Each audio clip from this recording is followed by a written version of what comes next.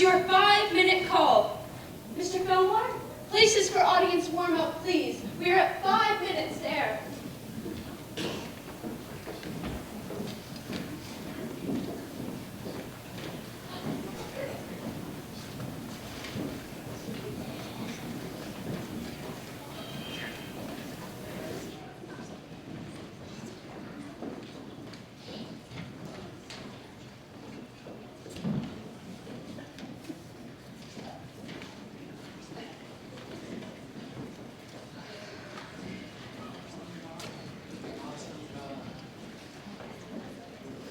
Good evening, ladies and gentlemen, and welcome to a live broadcast of WBFR Playhouse of the Air.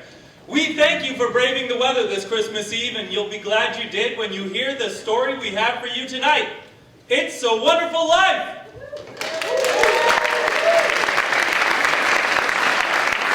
Very good. Thank you, ladies and gentlemen.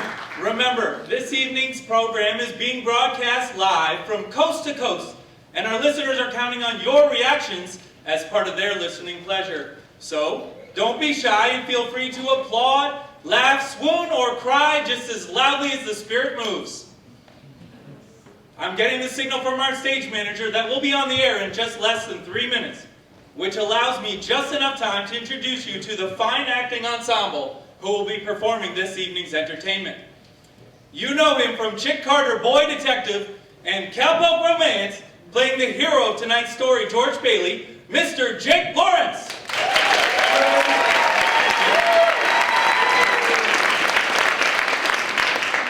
Having just returned from Los Angeles, having completed filming Dottie Goes Bananas, a Technicolor spectacle, as his leading lady, Mary Hatch, we bring you Miss Ohio 1943, Miss Sally Applewhite.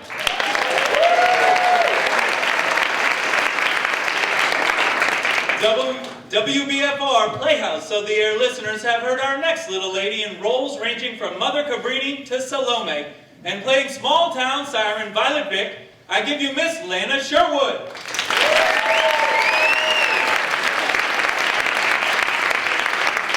Soon to be seen co-starring with Margaret Dumont in Paramount Pictures' new comedy, The Hit Chick, and playing Clarence the Angel in tonight's story, here's Mr. Harry Jasbo Haywood.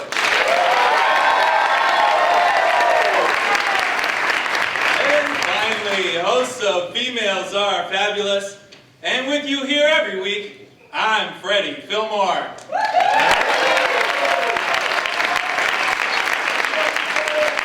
I'm getting the signal from our stage manager that we'll be on the air in 20 seconds. Thank you all for coming this evening and enjoy the broadcast. We are live in 5, 4, 3. WBFR in New York City. This is WBFR Playhouse of the Air. Good evening, ladies, gentlemen, boys, girls, young and old and new. Greetings from WBFR Studio A in Manhattan, New York, right here in the US of A. I'm your host, Freddie Fillmore, and it's my pleasure to bring you your favorite stories this and every week on Playhouse of the Air.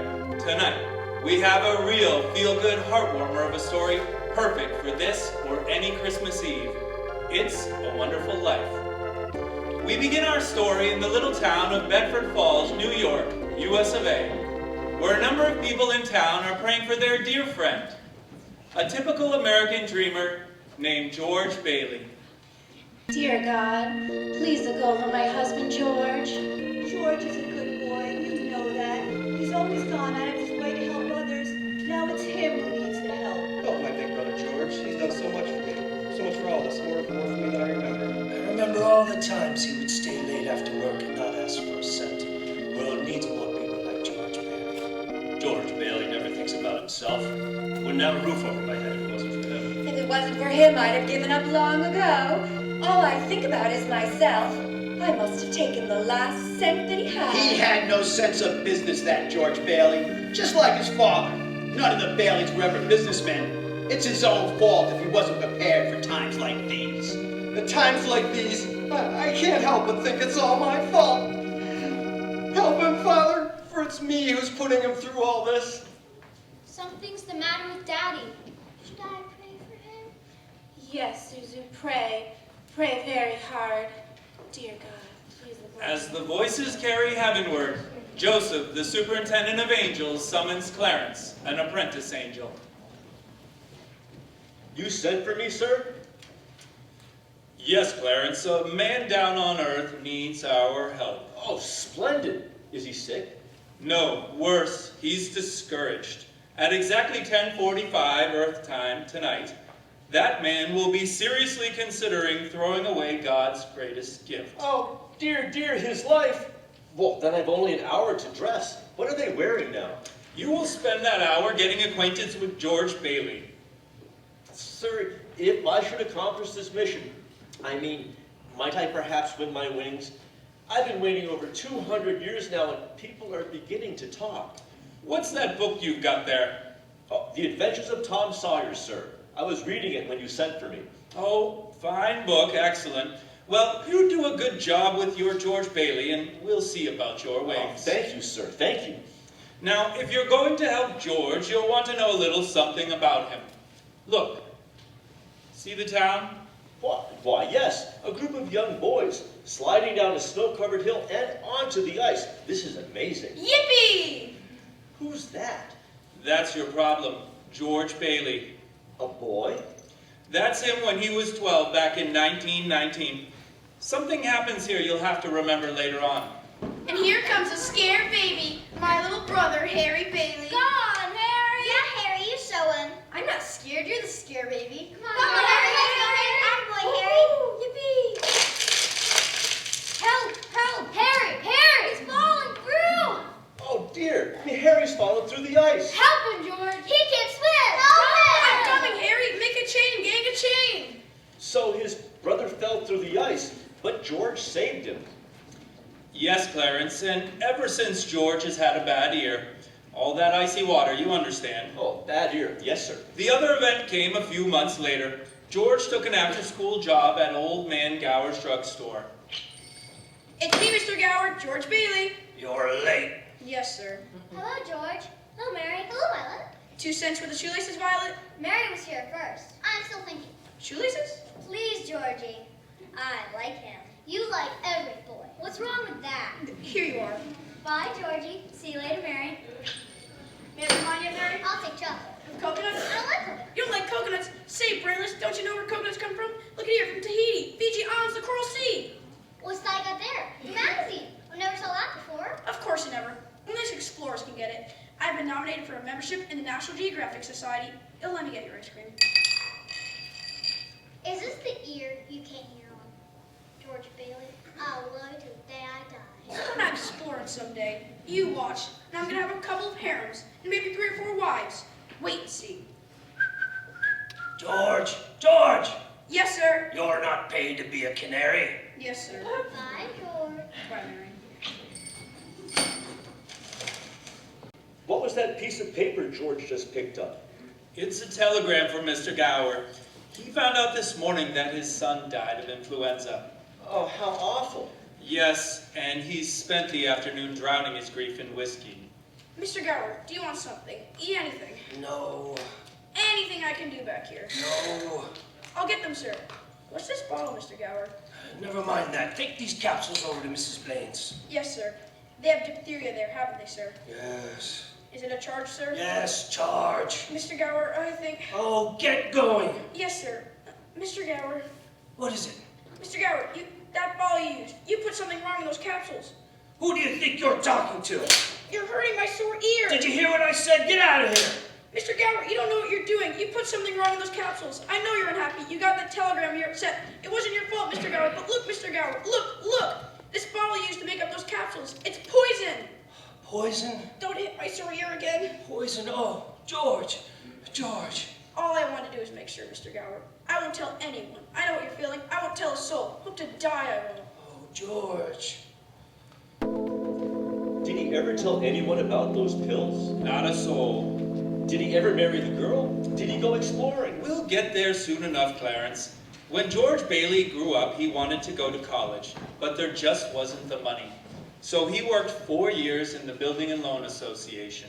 Building and Loan Association. George's father was in the building and loan business, along with George's Uncle Billy. George, what's the combination to the safe? We wrote it down so you wouldn't forget it, Uncle Billy. That's right. Where? Your wallet, Uncle Billy. Ah, thanks. Lovable fella, just forgetful is all. Who's that? That's Henry F. Potter, the richest and meanest man in all the county. Peter! Potter's here. Mr. Bailey, there's nothing quite so lonesome as a family business. Now, Peter, you know what I'm here for, and I'm on a very tight schedule. A family to evict at 3.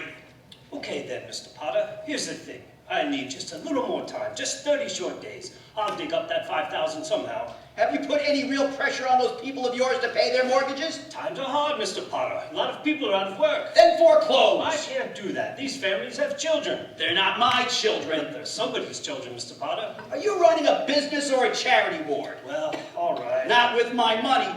Mr. Potter, what makes you such a hard-skulled character? You have no family, no children. You can't begin to spend all the money you've got. So I suppose I should give it to miserable failures like you and your idiot brother of yours to spend for me. He's not a failure. You can't say that about my father. George. You're not. You're a bigger man in town. Bigger than him. Bigger than anyone. All right, son, thanks. I'll talk to you tonight. Don't let him say that about you, Pop. Tonight. What kind of business are you running here? Good God, man! George worked for his father, saving enough to see him through university. That summer, though, he was going to go to Europe. George got a job on a cattle boat and was ready to do a little traveling before college. Old man Gower surprised him with a gift of a great big suitcase. On the way home from the store, he ran into his friends Ernie, the cab driver, and Bert, the cop. Hey, Ernie! Hiya, George. Hi, Bert. Hey, George, what's the suitcase for? I'm a rich tourist today. How about driving me home in style? Sure, Your Highness. Out to the cabin for the carriage trade. I put on my hat. Good afternoon, Mr. Bailey. Looks like you're ready to get out of here. Oh, hello, Violet. Hey, you look good. That's some dress you got on there. Why, this old thing? I only wear it when I don't care how I look. See you later. How would you like... Yes. Want to come along, Bert? We'll show you town. No, thanks. I think I'll go home and see what the wife's doing. Family man. George saved up money to go away to college. His bags were packed, and he was all set to go. Boy, oh boy, oh boy. It's hard to realize it's the last night in the Bailey boarding house. We're sure going to miss you, George. No, I'm going to miss you too, Pop. What's the matter? Oh, I had another tussle with Potter today. Oh? Thought when we put him on the board of directors, he'd ease up on us. Well, I wonder what's eating that old money-grubbing buzzard anyway. Oh, he's a sick man. Frustrated and sick. Sick in his mind and sick in his soul if he has one. Hates anybody who has anything he can't have. Hates us mostly, I guess. Hey, George, can I borrow your tuxedo studs? Yeah, help yourself, Harry. Well, where are they? In your suitcase? I'm not taking a tuxedo on a cattle boat, you know. Say, where'd you get that fine piece of luggage anyway? Mr. Gower, a going away present. And one of these days, you're going to see that bag all covered with travel labels. Italy, Baghdad. Hey, why don't you come to the dance tonight? What? Gonna be bored to death? Well, you couldn't want a better death. Lots of pretty girls. Hey, I gotta hurry. Sure wish we could send Harry to college with you, George. We have it all figured out. You see, Harry will take my job at the building and loan, work there for 4 years, then he'll go. He's pretty young for that job. Well, no younger than I was. You were born older, George. Suppose you decided what you're going to do when you get out of college. Well, you know, what I've always talked about doing. Building things. Design new buildings, plan modern cities. Still after that first million before you're 30, huh? No, I'll take half of that in cash. Of course, it's just a hope, but you wouldn't consider coming back to the building alone, would you? I know it's a little early to talk about it. I couldn't face being cooped up for the rest of my life in that shabby little office. Oh, I'm sorry, Pop. I didn't mean that remark, but the business of nickels and dimes and spending all your life trying to save 3 cents on a Linda pipe, I'd go crazy. I want to do something big and important. You know, George, I feel that in a small way we're doing something important, satisfying a fundamental urge. It's deep in the race for a man who wants his own roof, walls, and fireplace, and we're helping him get those things in our shabby little office. I know, Dad. I wish I felt... But I've been hoarding pennies like a miser in order to... Most of my friends have already finished college. I just feel like if I didn't get away, I'd bust. Yes, you're right, son. This town's no place for any man unless he's willing to crawl to Potter. Now, you've got talent. I've seen it. You get yourself an education, then get out of here. Hey, Pop. You want a shock? I think you're a great guy. Say, I think I'm gonna go down to Main Street last night in town and all. Have a good time, son. Who's that? Why, that's Violet Bick. The little girl from the candy counter? That's right. Hello, Georgie Porgy. Hello, Vi. What gives? Nothing. Where are you going? No, I'll probably end up at the library. Georgie, don't you ever get tired of just reading about things? Yes. What are you doing tonight? Nothing. Well, are you game, Vi? What do you say we make a night of it? Ooh, I'd love it, Georgie. What'll we do? Well, let's go out in the field and take off our shoes and walk in the grass. Huh? And then we could go up to Stewart Lake. It's beautiful up there in the moonlight, and we can swim. And then we could climb Mount Bedford and smell the pines and watch the sunrise against the peaks. And we'll stay up there the whole night, and everyone will be talking, and there'll be a terrific scandal. George, have you gone crazy? Walking the grass in my bare feet? Why, it's 10 miles up there to Mount Bedford. You think just because you... Oh! Okay, just forget about the whole thing.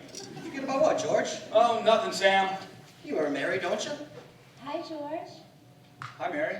Say, you wouldn't mind walking Mary home, would you, George? Of course not. Is that okay with you, Mary? Fine by me. Great, thanks. So, George walked Mary home. Is that important, Joseph? I'd say it is, because even though Mary lived only 4 blocks away, it took them 2 hours to get there. Buffalo gals, won't you come out tonight? Come out tonight. Come out tonight. Buffalo gals, won't you come out tonight? And dance by the light of the moon. Oh, no, boy. Just like in Morgan. Gee whiz. Beautiful. You know something? If it wasn't me talking, I'd say you're the prettiest girl in town. Why didn't you say it? I don't know. Maybe I will. How old are you anyway? 18. 18? Too young or too old? Oh no, just right. The age fits you. Look where we are. Oh, the old Granville house. Yeah, I gotta throw a rock. Oh, no, don't. I love that old house. Well, no, don't you know? About deserted houses, you make a wish, and then you throw a rock. But, George, it's such a lovely old place. I wish I lived there. In there? I wouldn't live there if I was a ghost. Now watch. Watch this. How about that, huh? Pretty good shot. I broke a window, huh? What's your wish, George? Well, not just one wish. A whole hatful, Mary. I'm shaking the dust of this crummy little town off my feet, and I'm going to see the world. Italy, Greece, the Parthenon, the Colosseum, and then I'm going to come back here and go to college and see what they know, and then I'm going to build things. I'm going to build airfields. I'm going to build skyscrapers 100 stories high. I'm going to build bridges a mile long, and then I'm going to... Hey, what are you doing? Are you going to throw a rock too? Hey, that's pretty good. What'd you wish for, Mary? Oh, no. If I tell you, it may not come true. Hey, Mary, come on. What do you want, huh? Do you want the moon? All you gotta do is say the word now. Okay. The moon. I'll take it. And then what? Then what? I'll throw a lasso around it, pull it down, and then you could swallow it, and then it would dissolve, see, and the moonbeams would shoot out of your fingers and toes and the ends of your hair, and then... Am I talking too much? Yes, why don't you kiss her instead of talking her to death? Hey, who's that? Old Man Collins on his front porch. Oh, youth is wasted on the wrong people. Hey, back out here, and I'll show you some kissing that'll put hair back on your head. Come on back out here. George! George! Uncle Billy. Get in the car quick! Your father's had a stroke! I'm sorry. Gotta go, Mary.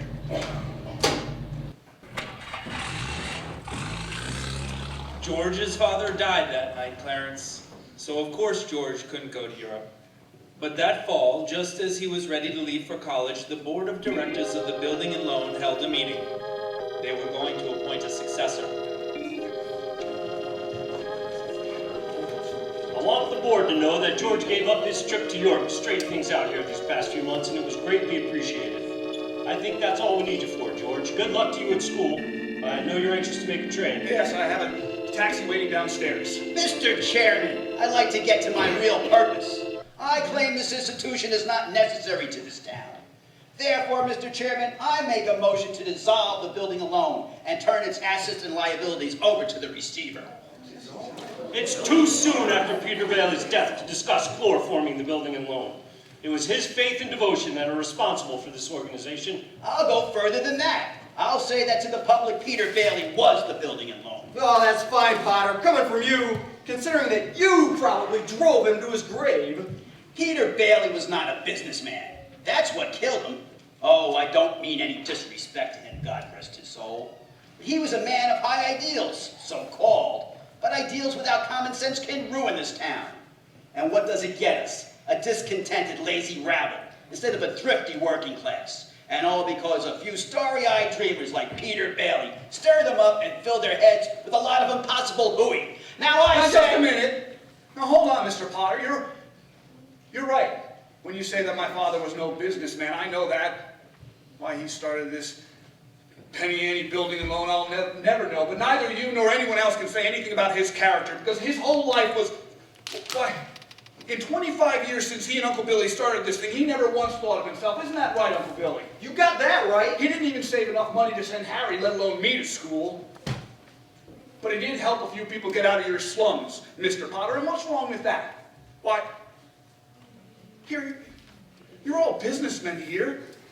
Doesn't it make them better citizens? Doesn't it make them better customers? You said, what did you say a minute ago? They had to wait and save their money before they even ought to think of a decent home. Wait! Wait for what? Until their children grow up and leave them, until they're so old and broken down? Do you know how long it takes for a working man to save $5,000? Just remember this, Mr. Potter, that this rabble that you're talking about, they do most of the working and paying and living and dying in this community. Well, is it too much to have them work and pay and live and die in a couple of decent rooms and a bath? Anyway, my father didn't think so. People were human beings to him, but to you, a warped, frustrated old man, they're cattle. Well, in my book, he died a much richer man than you'll ever be. I'm not interested in your book. I'm talking about the building and loan. I know very well what you're talking about. You're talking about something that you can't get your fingers on, and it's galling you. That's what you're talking about. I've said too much. You're the board. You do what you want with this thing. Just one more thing, though. This town needs this measly one-horse institution, if only to have some place where people can come without crawling to Potter. Come on, Uncle Billy, let's go. Sentimental hogwash. I want my motion. Oh, they're just coming out of the meeting now. I'll have to call you back. George, what happened in there? All we heard was a lot of yelling. Boy, oh boy, Matilda. You should have heard George. Yeah, they're voting us down in there. George, get out of here. You missed your boat trip. Do you want to miss college too? Don't worry about the board. They're putting us out of business. So what? I can get another job. I'm only 55. You're 58. George, they voted Potter down. We're still in business. Whoopee, we're still in business. We're still in business. But there's one condition, George. They've appointed you to take your father's place. Appoint me? But I'm going to college. Uncle Billy here, he's your man. You can keep him on, that's all right. No, let's get this thing straight. I'm leaving. I'm leaving right now. I'm going to school. This is my last chance. But George, you've got to take it. They'll vote with Potter otherwise.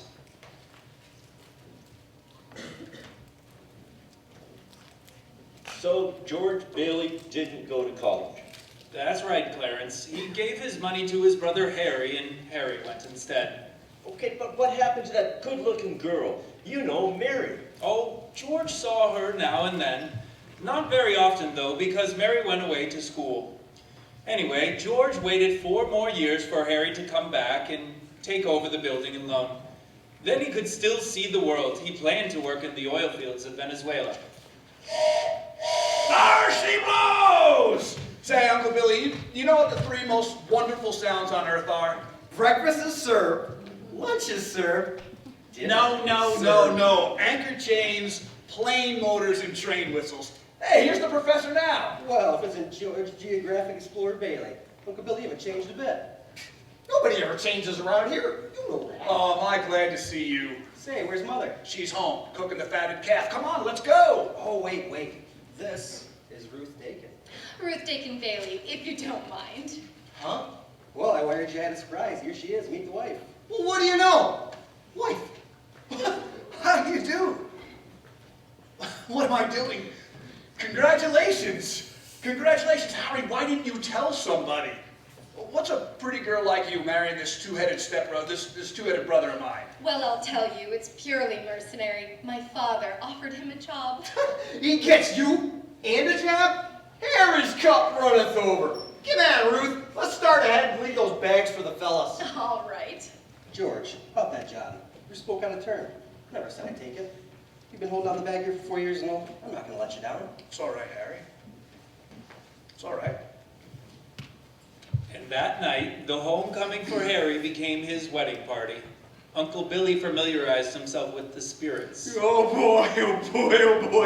I feel so good I can spit in Potter's eye. I think I will. What do you say? Maybe I should go home. If you would just point me in the right direction. Right down there. That way, huh? Okay, old building and no pal. See you later. I'm all right. George? Yeah, I'm out on the porch, Mother. Just thought I'd get some air. Well, George, how do you like the new sister-in-law? She's swell. Looks like she'll keep Harry on his toes. Yeah, keep him out of Bedford Falls anyway.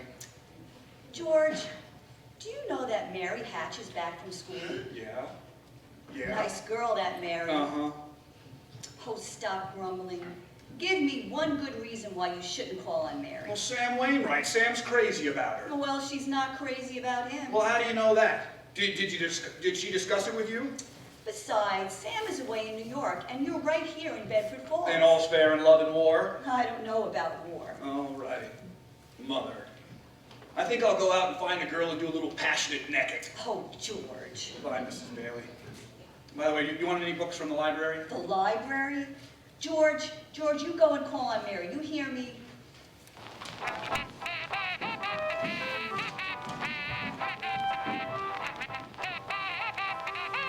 Hello, George. Oh, hello, Mary. Just happened to be passing by. Oh, your mother just called and said you were on your way over to pay me a visit. My mother called you? How did she know? I didn't tell anybody. I just went for a walk and happened to be passing by. What do you... Went for a walk. That's all. When did you get back? Tuesday. Would you like to come in? Well, I guess since I'm here. Say, where'd you get that dress? Do you like it? It's all right. I thought you'd go back to New York with Sam and Francie and the rest of them. Oh, I worked there a couple of vacations, but I don't know. I guess I was homesick. Homesick? For Bedford Falls? Yes, and my family and, oh, everything. Would you like to sit down? All right, for a minute. I still can't understand it, though. You know, I didn't tell anybody that I was coming here. Would you rather leave? No, I don't want to be rude. It was nice about Harry and Ruth, wasn't it? Oh, yeah, that's all right. Don't you like her? Oh, of course I like her. She's a peach. Oh, it's just marriage in general you're not enthusiastic about. No, marriage is okay for Harry and Sam Wainwright and you. Mary, Mary, who's out there with you? It's George Bailey, Mother. George Bailey? What does he want? I don't know. What do you want, George? Me? Nothing. I just came in to get warm. He's making violent love to me, Mother. You tell him to go right back home, and don't you leave the house. Sam Wainwright promised to call from New York tonight, didn't he? Your mother needn't. You know I didn't come here to. What did you come here for? I don't know. You tell me. You're supposed to have all the answers. You tell me. Oh, why don't you go home? That's where I'm going. I don't know why I came in here in the first place. Mary, it's the telephone. It's Sam. I'll get it. Hee-haw. Hello, Sam. How are you? Oh, great. Gee, it's good to hear your voice again. Oh, that's awfully sweet of you, Sam. There's an old friend of yours here, George Bailey. You mean old Mossback George? Yes, old Mossback George. I'll put him on. Wait a minute, I'll get him. George. He doesn't want to talk to George, you idiot. He does so. He asked for him. Sam, George, Sam wants to speak to you. Hello, Sam. Hey, a fine pal you are. What are you trying to do, steal my girl? What do you mean? No one's trying to steal your girl. Oh, wait a minute. I want to talk to both of you. Tell Mary to get on the extension. Mother is on the extension. I am not. We can both hear you. George, just put your head a little closer. Okay. There, that's better. We're listening, Sam. I have a big deal coming up that's going to make us all rich. George, you remember that night at Martini's bar when you told me about making plastics out of soybeans? Huh? Yeah, soybeans, yeah. Well, my father's checked into it, George, see, and now he's going to build a factory outside of Rochester. How do you like that? Rochester? Well, why Rochester? Well, why not? Can you think of anything better? Oh, I don't know. Why not right here in Bedford Falls? You remember that old tool and machinery works? You tell your father he can get that for a song and all the labor he wants too. Half the town was thrown out of work when they closed down. That's so, I'll tell him. Hey, that sounds great. Oh, baby, I knew you'd come through. Now, here's the point, George. I may have a job for you. That is, unless you're still married to the old broken-down building and loan. Oh, and Mary? I'm here. You tell that guy I'd give him a chance of a lifetime, you hear? He says it's the chance of a lifetime. Give me that phone. Now you listen to me, Mary. I don't want any plastics and I don't want any job and I don't want to get married ever to anyone. You understand that? I want to do what I want to do and you're not gonna... Oh, Mary. George. Oh, Mary. I love you. George, I love you too.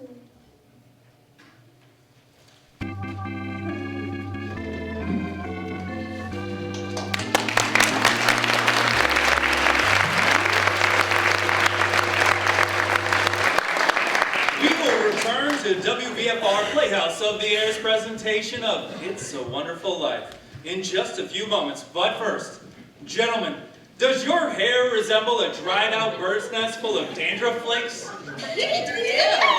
Do you plaster your hair down like a cheap gigolo smelling to high heaven? Ew. When girls get a gander at the tip top of your noggin, do they go, Ew. well, here's a friendly hint that just may help you out in the romance department. Starting tomorrow, why not try Bremel Hair Tonic? Yes, sirree, you'll be heading for success with Bremel Groomed Hair. A success with the gals and on the job. Bremel always keeps hair looking mighty attractive, always in place, a real sex appealer. Bremel Hair Tonic does lots more than keep your hair looking handsome. Bremel, the swank hair tonic, makes your filthy bird's nest clean. A little dab will do ya, all the pretty girls will scream. Not only will dames love it, your barber will shut out with glee. Bremel, the swank hair tonic, your dandruff will be history. Buy some Bremel today. Your hair will thank you.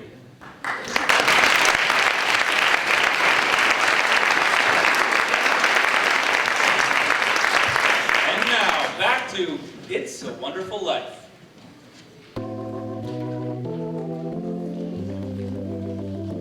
George and Mary were married, and following the wedding and reception, George's old pal Ernie, the cab driver, drove the happy couple to the train station. Hey, where you two going on this here now honeymoon? We're gonna shoot the works, Ernie. A whole week in New York, a whole week in Bermuda, the highest hotels, the oldest champagne, the richest caviar, the hottest music, and the prettiest wife. Here's the kitty, Ernie. $2,000. I feel like a bootlegger's wife. Aha, so you finally got out of Bedford Falls, huh? Then what? Then what, honey? After that, who cares? That does it. Hey, Mrs. Bailey, I haven't kissed you Hey, since... George, there's something funny going on over the bank. Look over there at the bank. Looks like a run. Huh? Pull over a minute, will you, Ernie? George, let's not stop, please. Let's go No, straight. no, wait a minute. I better see what it is. I'll be right back. George, please. George. What is this, Uncle Billy? A holiday? Why are the doors locked? There's a crowd outside. Oh, this is a pickle, George. All right, now what happened? All I know is that the bank called our loan. I had to hand out all of our cash. All of it? Every last cent of it. Holy mackerel! And then I got scared, George, and I closed the door. Our charter says we need to stay open until 6 o'clock or we'll lose our license. Bailey Brother Building and... Get me, George. George! Potter. Hello? George, there's a rumor around town that you closed your doors. Is that true? No, it isn't. Do you need any police? Mobs get pretty ugly sometimes, you know. We're fine. We'll see.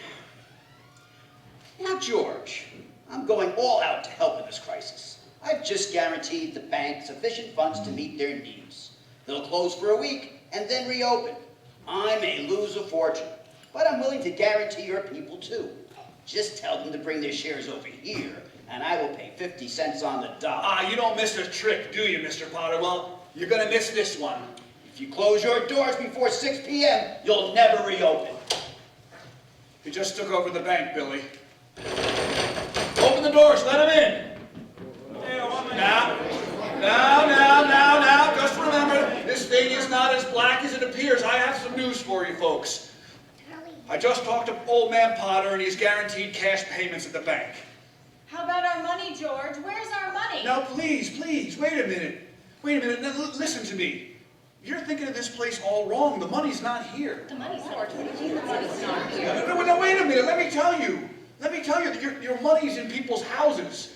In the Kennedy house, and in the McLaren house, and in your house, and in 100 others. What do you want to do, foreclose on them? I've got $242 in here, and $242 isn't going to break anybody. All right, Charlie. All right, now, you'll get your money in 60 days. 60 days? Well, that's what you agreed to when you bought your shares. Well, I got my money. Old man Potter's taking over the bank. He'll pay you 50 cents on every dollar. No, wait a minute. Please, folks, please don't leave. I beg you not to do this. If Potter gets a hold of your shares, he'll be owning the building and loan. He's got the bank, he's got the bus line, he's got the department stores, and now he's after us because he wants to keep you living in his shacks and paying the kind of rent that he decides to charge. Now, we can get through this, but we've got to stick together. We have to have faith in each other. George, my husband's out of work. I need money. I've got doctor bills to pay. I can't feed my kids on faith. How much do you need? We've still got some money. We've got $2,000 from the wedding. Mary, I got $2,000 here. This will tide us over till the bank reopens. All right, Charlie, how much do you need? $242. Oh, Charlie, just enough to tide you over until the bank reopens. I'll take $242. Okay? Okay, Uncle Billy, give Charlie $242. Okay? All right. Now, Edna, how much just to get by? $20, I suppose. Now we're talking. Now, Miss Thompson, how about you? It's your own money, George. Never mind that. How much do you want, Mrs. Thompson? Could I have $17.50? 7? Bless your heart. Of course you can have it. Uncle Billy, give her $17.50. Pay it back when you can now. Pay it back when you can.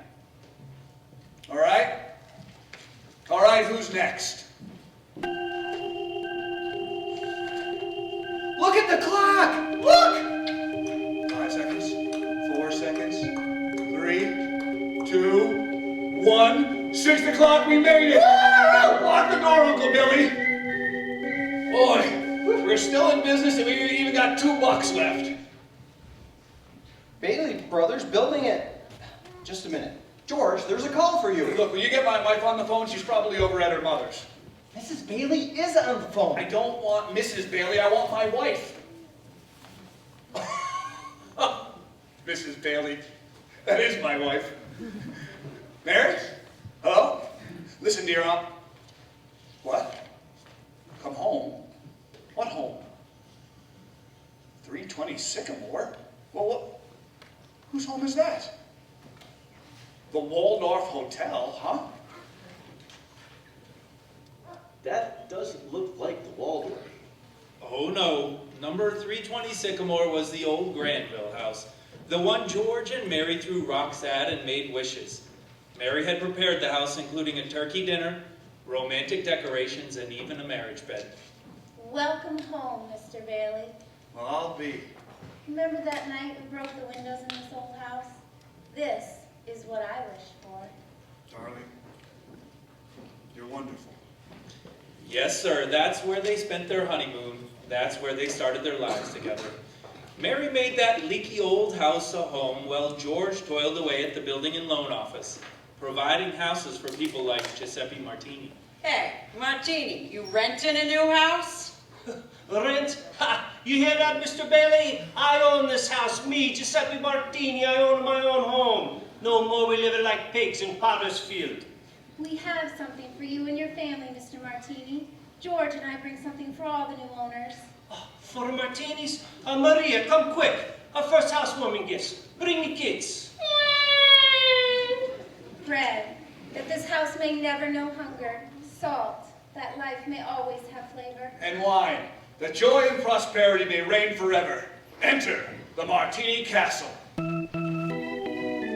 Bailey houses were popping up all over the place, mostly owned by people that lived in Potter's Field. And Potter had just had about enough of that. So after a couple of years, old man Potter decided to call our George into his office. Sit down, George. Sit down. Have a cigar? Thank you, sir.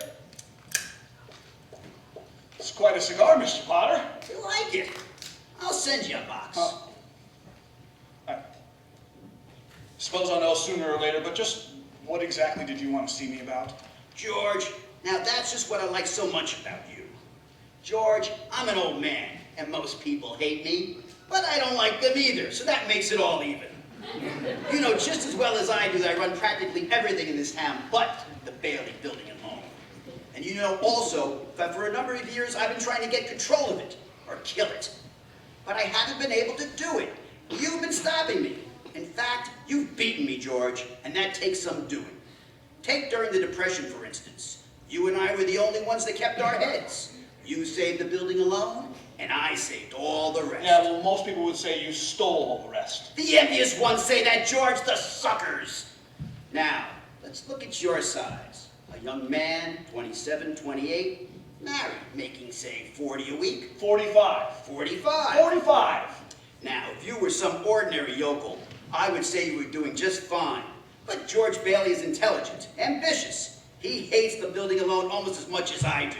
He's been dying to get out of town ever since he was born. A young man, the smartest one of the crowd, mind you, who has to sit by and watch his friends go places because he's trapped. Trapped into frittering away his life, playing nursemaid to a bunch of garlic eaters. Do I paint a correct picture, George, or do I exaggerate? What's your point, Mr. Potter? My point is you're the only man in town who's licked me. I want to hire you. Manage my affairs.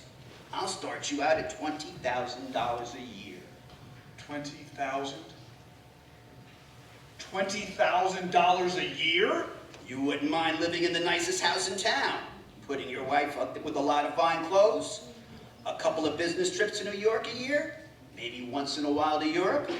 You wouldn't mind that, would you, George? Would I? You're not talking to somebody else around here, are you? Are you talking to me?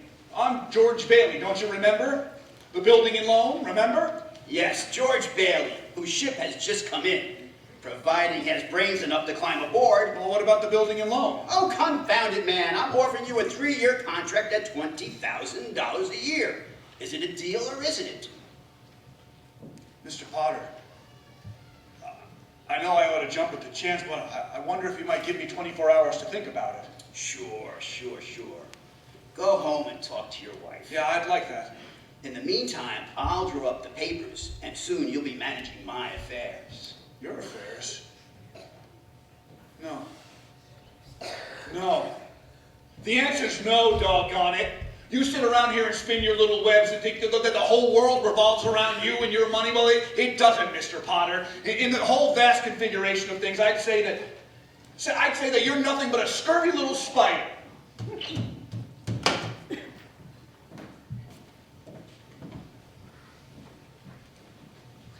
What did Mr. Potter want, George? Nothing. Just talk. Nothing. Oh, gee, Mary Hatch. Why in the world would you ever marry a guy like me anyway? To keep from being an old maid. I was going to go see the world. I was going to build things. I was going to give you the moon. And what have I given you? What have I given you? Not even a new dress. Not for months. You could have married Sam Wainwright. You could have married anyone else in town. I didn't want to marry anybody else in town. I want my baby to look like you. You didn't even have a honeymoon. I promised you. You what? My baby? You mean Mary? You're on the nest? George Bailey, Lasso Stork. Well, Mary had her baby, a boy.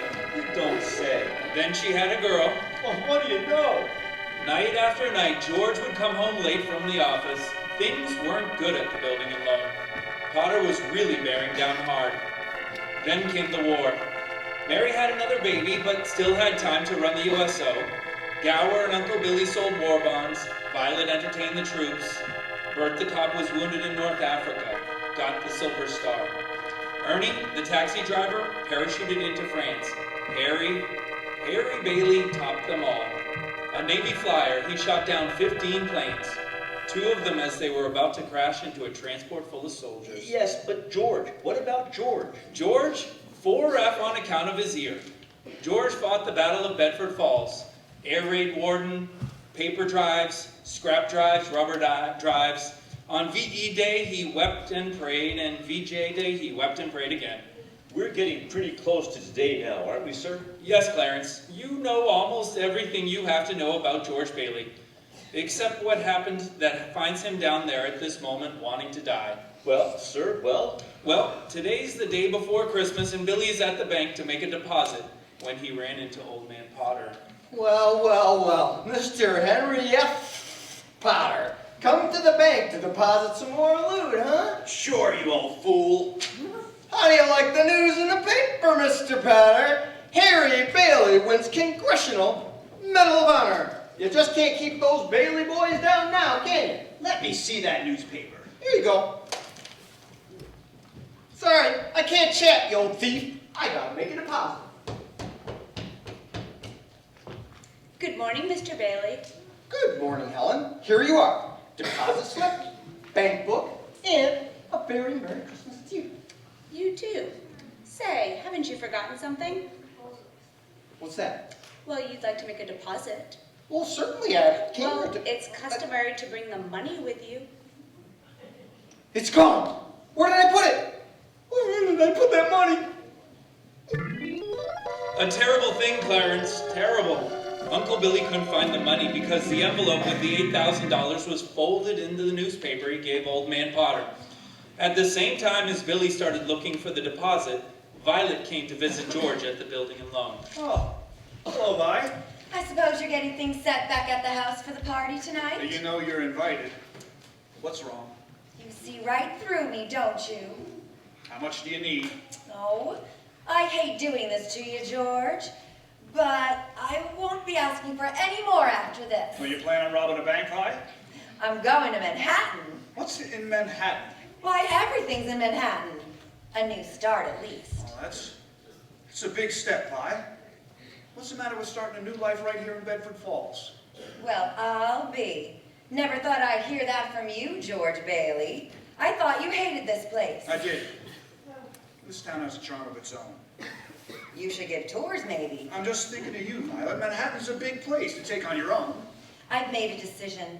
There's a midnight train tonight, and I plan to be on it. Well, it takes a lot of character to leave your hometown and start all over again. Here's some dough. No, George, Well, what do you want to do? don't. Hock your furs in that hat? You want to walk to New York? You know, they charge rent and for meals the same as they do here in Bedford Falls. Yeah, sure. It's a loan. That's my business. Building and loan. Besides, you'll get a job. Good luck to you. I'm glad I know you, George Bailey. Say hello to New York for me. Merry Christmas, George. George! George!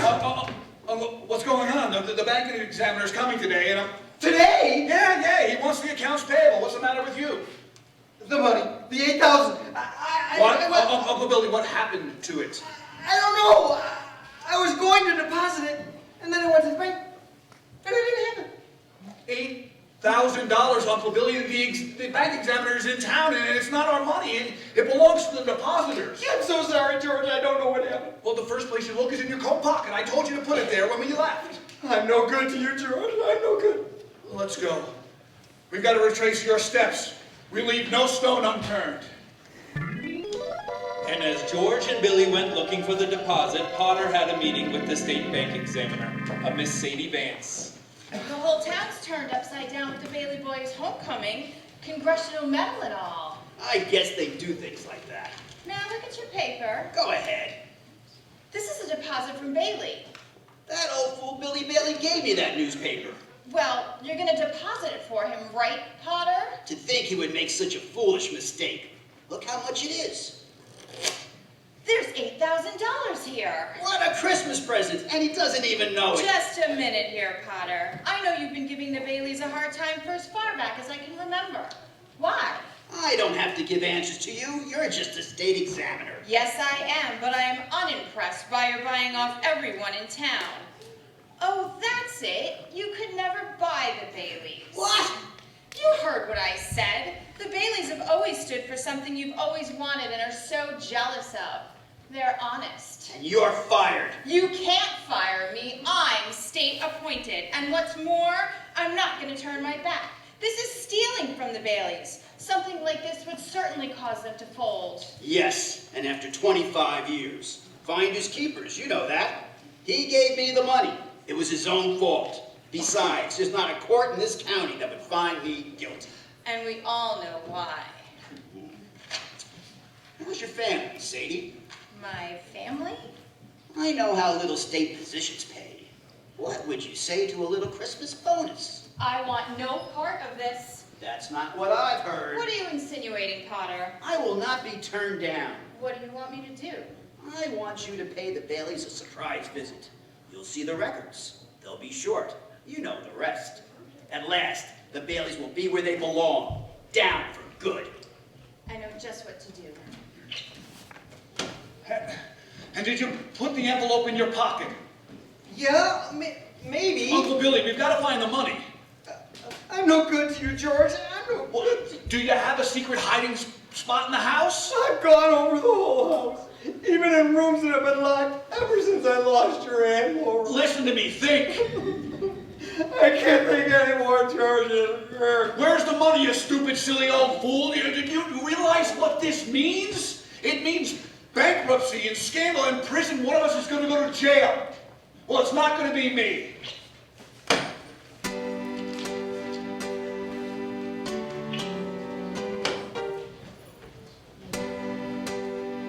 Hello, darling. Hello, Daddy. Daddy, did you bring the wreath? What wreath? The Merry Christmas wreath for the window. I left it at the office. Is it snowing? Yeah, just started. Where's your coat and hat? I don't know, I left it at the office.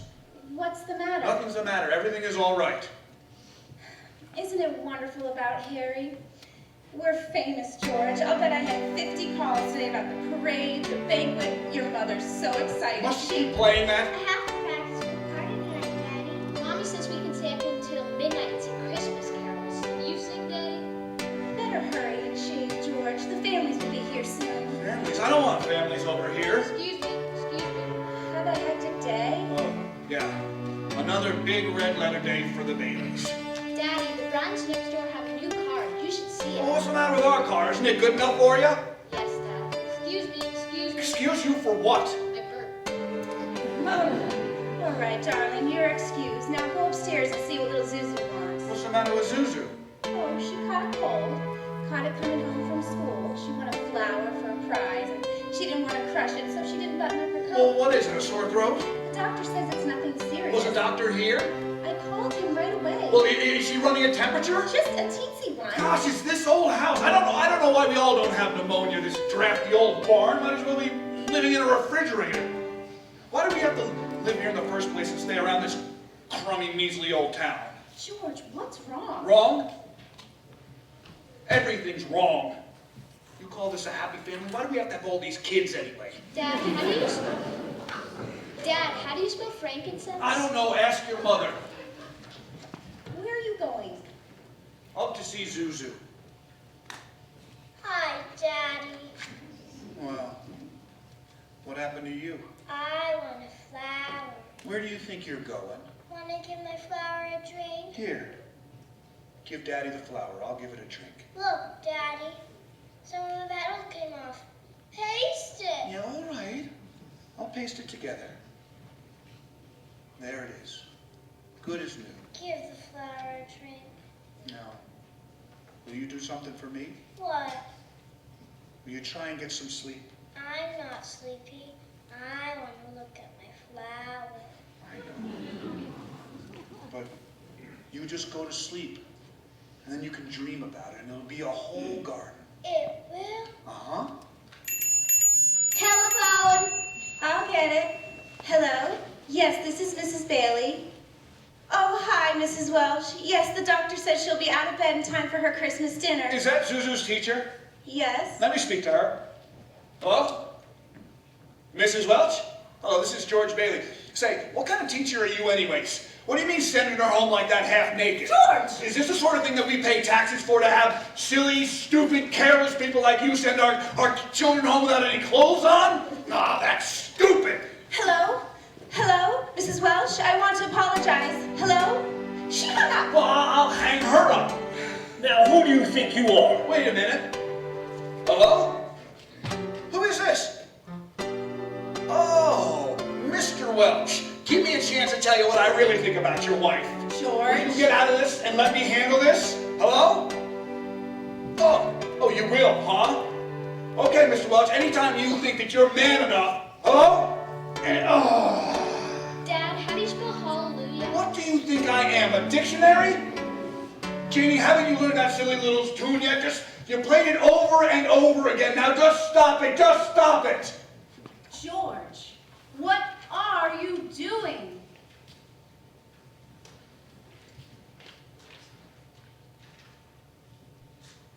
I'm sorry, Mary. Janie, I'm sorry. I didn't mean... You go on and practice. Pete, I owe you an apology, too. I'm sorry. What did you want to know? Nothing, Daddy. What's the matter with everybody? Janie, go on. I told you to practice. Now go on and play. Oh, Daddy. George, why must you torture the children? Why don't Mary? you... Where's Daddy going? Bedford 247, please. Is Daddy in trouble? Yes, Pete. Shall I pray for him? Yes, Janie. Pray very hard. Me too. You too, Tommy. Hello, Uncle Billy.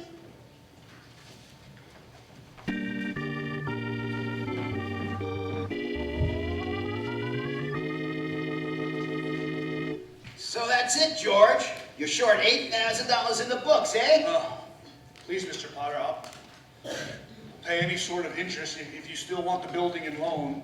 You say it was lost. Did you call the police? No, sir, I haven't done that yet. Harry's homecoming's tomorrow. Why do you come to me? What about your good friend Sam Wainwright? I can't get a hold of him. He's in Europe. What kind of security would I have, George? What collateral? I have some life insurance, a $15,000 policy. How much is your equity in it? $500. And you want $8,000? Look at you. You used to be so cocky. You were going to go out and conquer the world. You once called me a warp-frustrated old man. What are you but a warp-frustrated young man, crawling in here on your hands and knees for help? No securities, no stocks, no bonds. You're worth more dead than you are alive. Why did you go to that riffraff you love so much and ask them for help? I'll do anything, Mr. Potter, please. Please help me, my wife and my kids. You know what I'm going to do for you? As stockholder of the building and loan, I'm calling the state examiner to get a warrant for your arrest. Misappropriation of funds, manipulation. Mr. Potter, please, you can't. They can't arrest me. Go on and run. You can't hide in a little town like this. Merry Christmas, George Bailey.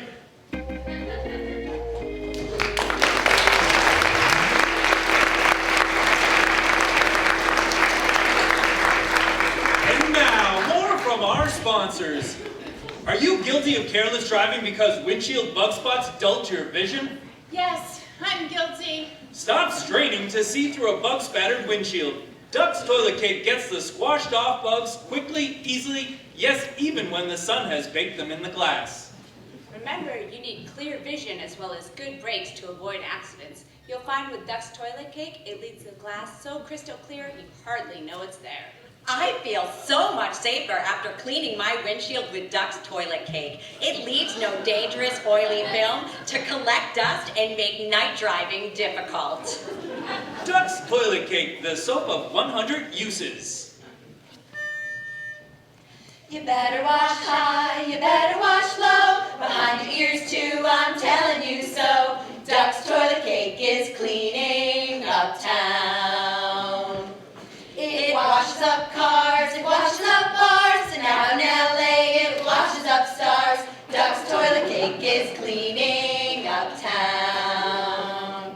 It's found in every bathroom, from sea to shining sea. It's used by our dear president, and it's used by you and me. Oh, you better wash high, you better wash low, behind your ears too, I'm telling you so.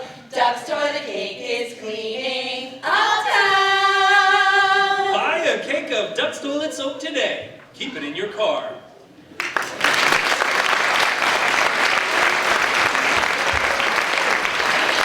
now, the dramatic conclusion of It's a Wonderful Life.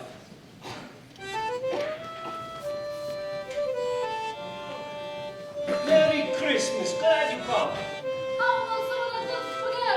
Yes, we got everything. Where's George, sir? Where? After running out of Potter's office, George ended up in Martini's bar. He's had a couple of drinks, Clarence. He's just sitting there. What's he saying? Who is Shh.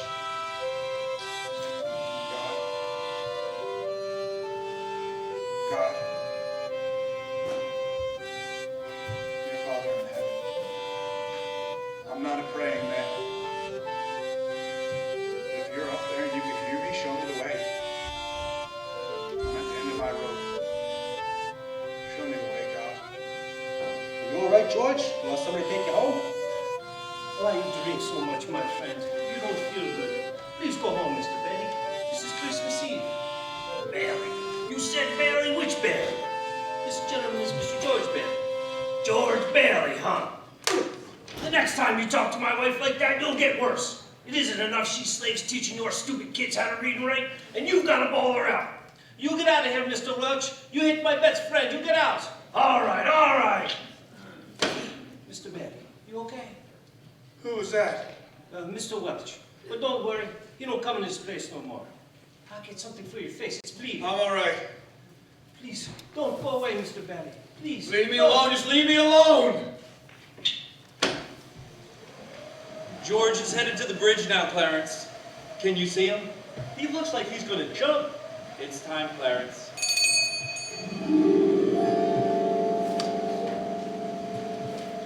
Excuse me. You there, have you got the time? My watch is dead. Thanks just the same. Help! Help me! I can't swim! Hold it, mister, I'm coming! What in the Sam Hill are the two of you doing? This storm's not fit for man and the beast! Now get out of that right? Do you need a doctor? No, I'm all right. No, I'm fine. This underwear, I didn't have time to get anything stylish. My wife gave me this on my last birthday. I passed away in it. Passed away? Oh, I see Tom Sawyer's drawing out too. Who? My book. I left in such a hurry, I brought Tom Sawyer with me. You should read the new book Mark Twain is working on. How'd you happen to fall in? Uh-oh, I jumped in. I jumped in to save you. You jumped in to save me.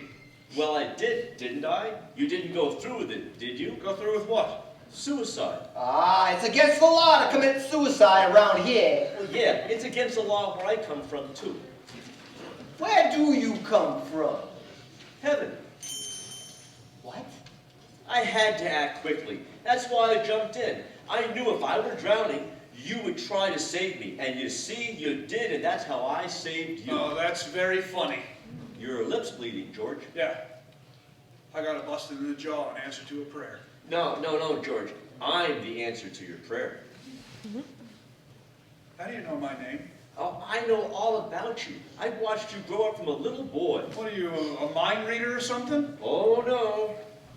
Well, who are you then? Clarence Oddbody, AS2. Oddbody? AS2? What's the AS2? Angel, second class. Hey! I'm getting out of here. You might not need a doctor, but I do.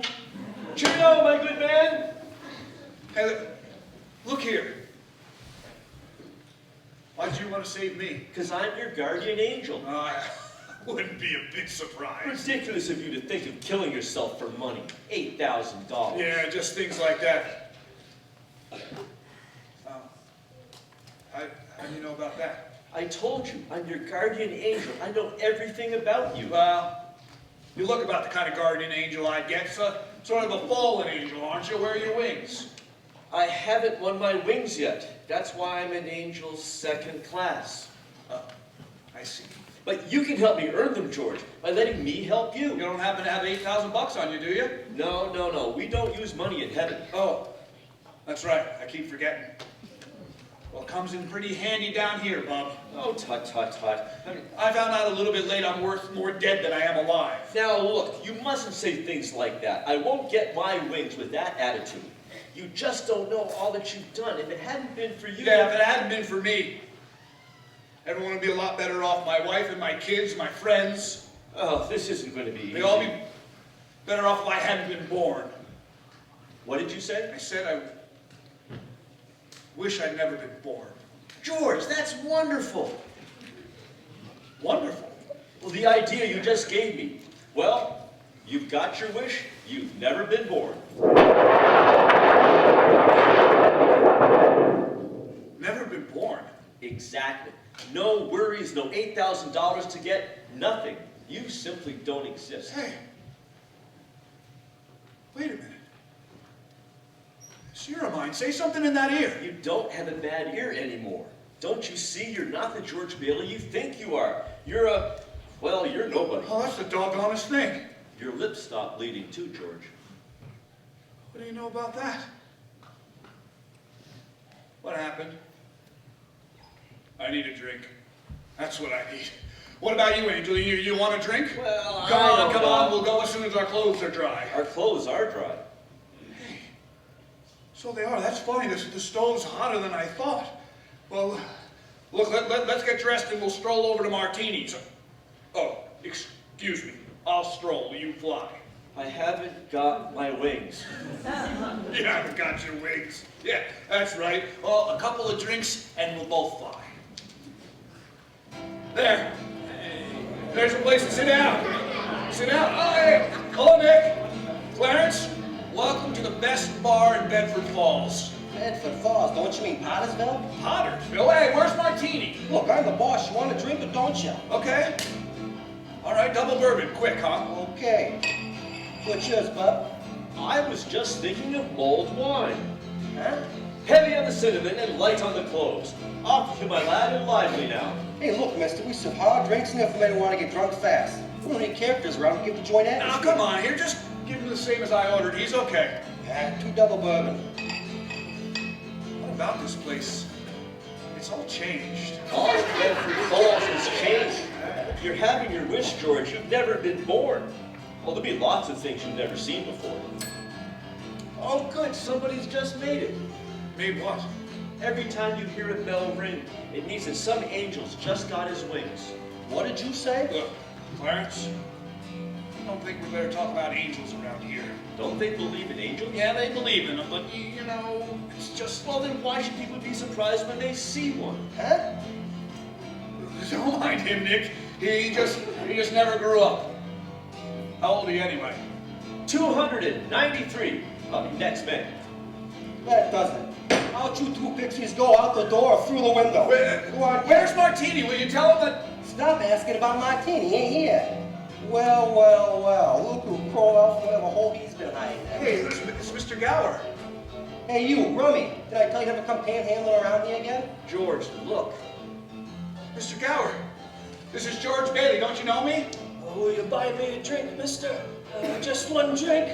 Binky, throw the Rummy out. You got it. Oh, no.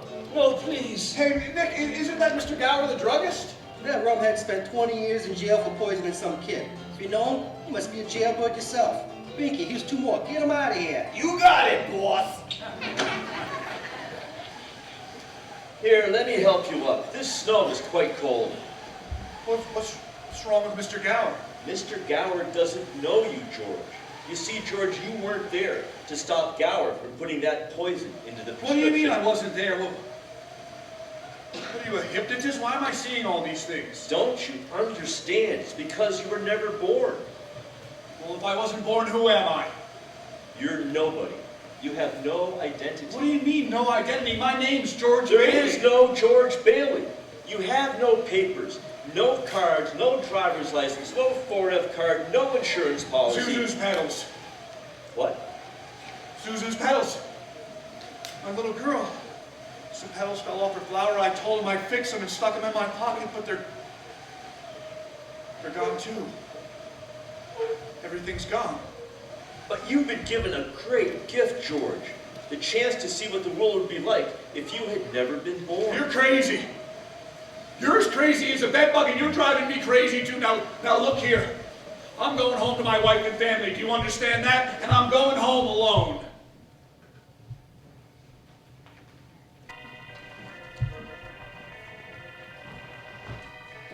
You know the drill. Hands behind your back, sister. Keep your hands off of me. Why don't you bust somebody else for a change? Hey, officer, where did the Bailey Building and Loan move to? The building The and Bailey Building and Loan, it was up there. They went out of business years ago. All that's left is this burlesque house. Not so fast, copper. Hey. I know Potter. Hey, Violet.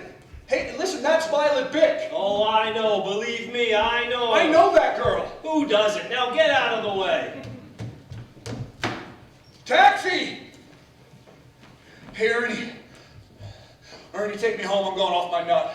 Where do you live? Oh, doggone it, Ernie. Don't you start pulling that stuff, too. You know where I live. 320 Sycamore. Now hurry up. Okay, 320 Sycamore. Yeah, hurry up. Zuzu's sick. All right. Look, Ernie, straighten me out. I've had some bad liquor or something. Listen to me.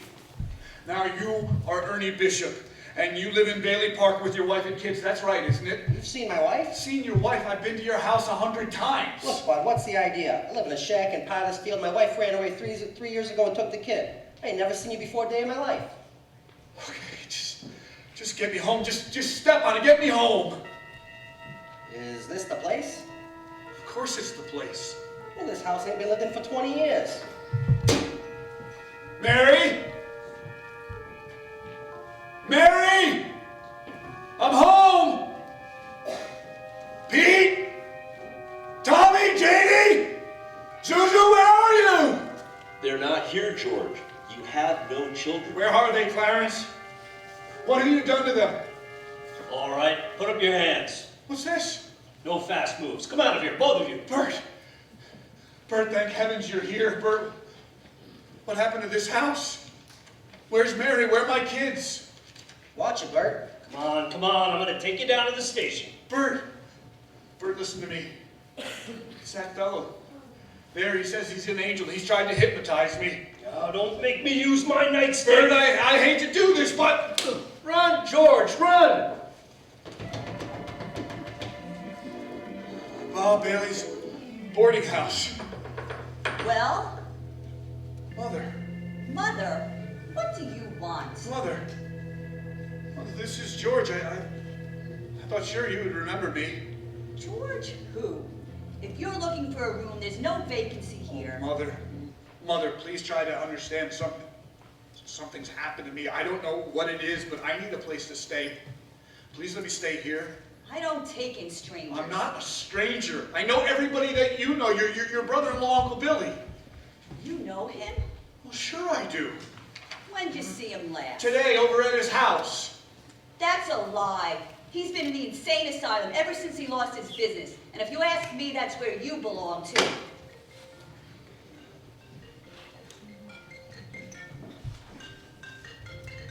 I'm here again, George. My mother. My own mother didn't even know me. Strange, isn't it? One man's life touches so many others. And when he isn't around, he leaves a pretty big hole, doesn't he? Look, you. I heard of things like this before. You've got me under some kind of spell. Well, I'm going to get out of it. I've got to. I just talked to Billy this afternoon. Now, how could he be in an asylum? I got to snap out of this. Let me think for a minute. Bailey Park. There is no Bailey Park if you weren't here to build it. We'll see. This is Bailey Park? People live here? This is pretty grim. This is where Bailey's Park's supposed to be.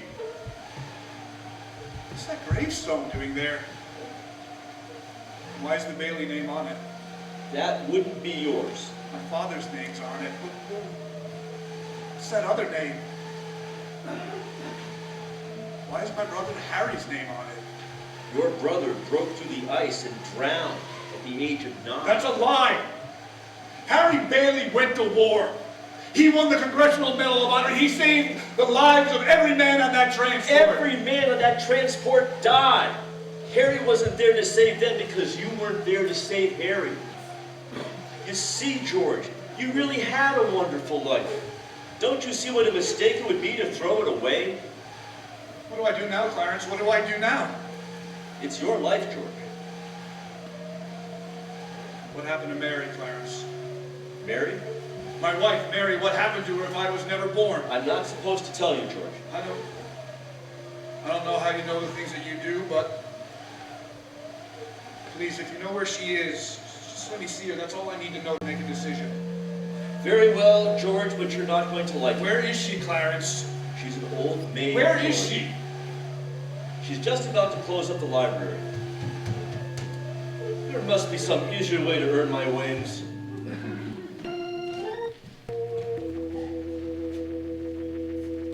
Is the library closed? It's Christmas Eve. We can't stay open all night. Can I ask you something? I should really be getting home. What is there to go home to? That is none of your business, sir. The library is closed. Maybe you should try back the 26th. Mary? How do you know my name? Sorry, all I need is a couple of minutes. I told you, the library is closed. Please, just 2 minutes. That's all that I need. You sound desperate. I'll help if I can. What is it? Isn't this town Bedford Falls? It used to be, but that was some time ago. I wasn't very old when Potter was elected and took the town along with its name for himself. You do know a town named Bedford Falls? I've seen pictures, but that was a very long time ago. Things have changed, and I have to go. Mary Hatch, you live on Reed Street in a white Victorian. Your bedroom is at the top of the stairs. You turn left, you have an older brother, Marty, and you live with your mother, Edwina. How do you know all this? What are you, some crazy man? Stop it. Don't you know I'm me? leaving. Mary, just let me touch you. Get your hands off me. I'll call a cop. The house that you wished for, don't you remember? Let me go.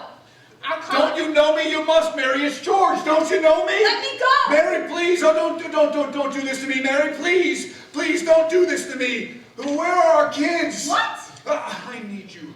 Mary, Help me, Mary, Get help away me! from me! Help! Help! Mary! Mary, it's George! Please! Mary, you're my wife! Clarence! Clarence! Clarence, where are you? Help me, Clarence. Get me back. I don't care what happens to me. Only get me back to my wife and my kids. Help me, Clarence. Please help me. I want to live again. I want to live again, please. Oh, God, please let me live again. George, is that you, George? Now get out of here, Bert. Get out of here. You come any closer and I'll hit you again. What the Sam hell are you yelling for, George? Come on. George? George? Bert, do you know me? Know you? I've been looking all over town for you. Where you been? Bert, I'm alive again. I'm alive again, Bert. You sure you're all right? Hey, your mouth's bleeding. It is? My mouth's bleeding. Bert, look at this. Look at the blood come out, would you? Susan's petals. Oh, Susan's petals. There they are. What do you know about that? Merry Christmas, Bert. Oh, Merry Christmas. Get in the car. I'll drive you home. You will? Bert, well, turn the sirens wide open, will ya? Merry Christmas, Bedford Falls. Hey! Hey, Merry Christmas, you old wonderful building and loan! Hey, Merry Christmas, Mr. Potter! Yippee! Mary! Mary, I'm home! Hey, have you seen my wife? Hey, what is this? What are all these reporters? Hey, Merry Christmas, reporters! Mr. Bailey, there's a deficit. I know, $8,000, I bet, huh? George, I've got a little paper here. Well, I bet it's a warrant for my arrest. Isn't it wonderful? Merry Christmas. Hey, where's Mary, you know? Look at this. Oh, look at this wonderful old drafty house. Isn't it wonderful? Where's Mary? She went looking for your Uncle Billy. Merry Christmas, Daddy. Merry Christmas, Oh, Daddy. kids. Janie, Tommy, oh, I could eat you up. Where's your mother? She went looking for your Uncle Billy. Daddy. Suzu. Suzu, how's my little ginger snap? How do you feel? Fine, Daddy. Not a smidge of temperature. Not a snitch. Hallelujah. George, darling. It's Mommy. Mommy's home. Mary. Oh, George, where have you been? Mary, let me touch you. Oh, You're George. real. Oh, George. You have no idea what happened to me. You have no idea what's happened to me either. Come on in here, quick, they're on their way. Who's on their way? The police department, the FBI, the National Guard? I'm alive again, Mary. Listen, I'm alive again, Mary. Come on in here now. Now you stand right here by the tree. Right here, and don't move. Don't move. I hear them now, George. It's a miracle. It's a miracle. Uncle Billy, come in. Everyone, in here.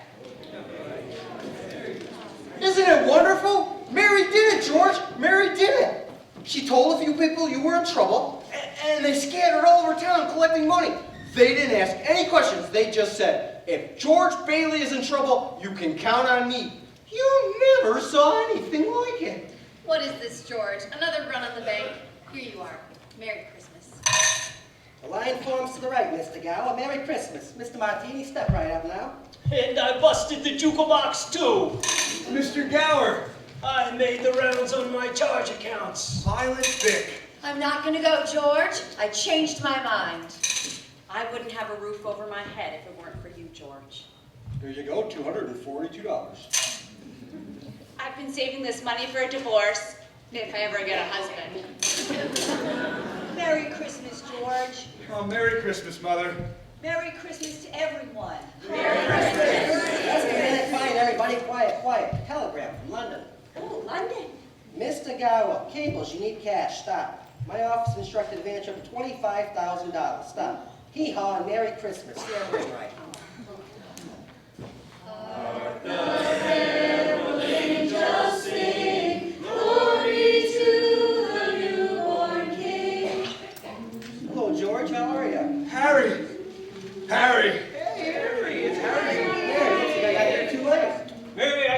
from the airport as quickly as I could. Flew all the way up here in a blizzard. Harry, how about your banquet in Washington? Oh, I left right in the middle of it as soon as I got Mary's telegram. How about some wine? Good idea. A toast to my big brother, George, the richest man in town. Here, here. Should old acquaintance be forgot and never brought to mind? Should old acquaintance be forgot and days of old lang syne? What's this book, George? Tom Sawyer. Look, there's an inscription. George, remember, no man is a failure who has friends. Thanks for the wings. Love, Clarence. What's that? That's a Christmas present from a very dear friend of mine. Look, Daddy, teacher says every time a bell rings, an angel gets his wings. That's right. That's right. Attaboy, Clarence. Should old acquaintance be forgot and never brought to mind? Should old acquaintance be forgot and days of old lang syne? This has been WBFR Playhouse of the Air's presentation of It's a Wonderful Life. The WBFR Playhouse is brought to you this and every week by Bremel Hair Tonic and Duck's Toilet Cake. Please stay tuned for a program of popular holiday music. This is Freddie Fillmore, signing off for WBFR in New York City and wishing you and yours a very Merry Christmas. Good night.